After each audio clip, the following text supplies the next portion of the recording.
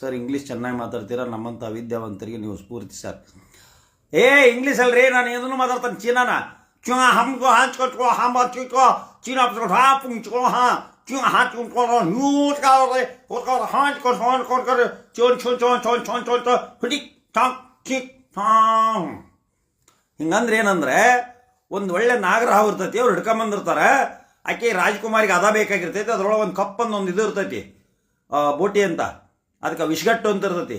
ಆಗ ನೀಲಿದು ಆ ಇಸುಗಟ್ಟನ್ನು ತಗೊಂಡು ಅದು ಇಷ್ಟು ಇರ್ತೈತಿ ರೀ, ಕಪ್ಪು ದ್ರಾಕ್ಷಿ ಹಣ್ಣಿಂದ, ಸಣ್ಣ ಕಪ್ಪು ದ್ರಾಕ್ಷಿ ಹಣ್ಣು, ಅದನ್ನು ತಿಂದು ಬಿಡ್ತಾರ.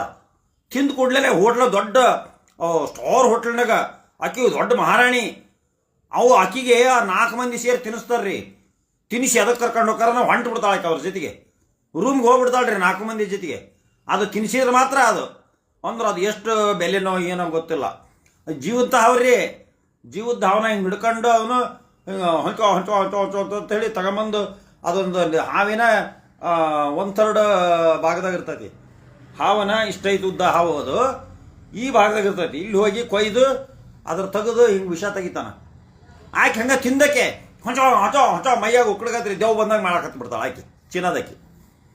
ಅದನ್ನು ನೋಡೇ ನಾನು ಹಾಂಗೆ ಹಾಂಚ್ಕೊಂಡು ಸುಗಿಗೋ ಭಾಳ ಮೋಸ್ಟ್ ಬ್ಯೂಟಿಫುಲ್, ಭಾರಿ ಚಂದ. ಪವಿತ್ರ ಗೌಡನ 100 ಚಂದದಾಳಕಿ. ಹಂಗೆ ಚೂ ಹೂ ಅಂದಂಗೆ ಓಟ್ರನ್ನ ಹಂಗೆ 4 ಮಂದಿನ ಹೆಗಲ ಮೇಲೆ ಕೈ ಹಾಕಂದು ಕರ್ಕೊಂಡು ಹೋದ್ರಪ್ಪ ರೂಮ್ಗೆ. ಅಲ್ಲಿ ಮುಂದೆ ಏನು ನಡೀತದೆ ನನಗೆ ಗೊತ್ತಿಲ್ಲ. ಮತ್ತು ನನ್ನ ಹೋಗಿ ಯಾವ್ದಾರು ಕೇಸ್ನ ಸಿಗಿಸ್ಬೇಡ್ರಿ ನೀವು.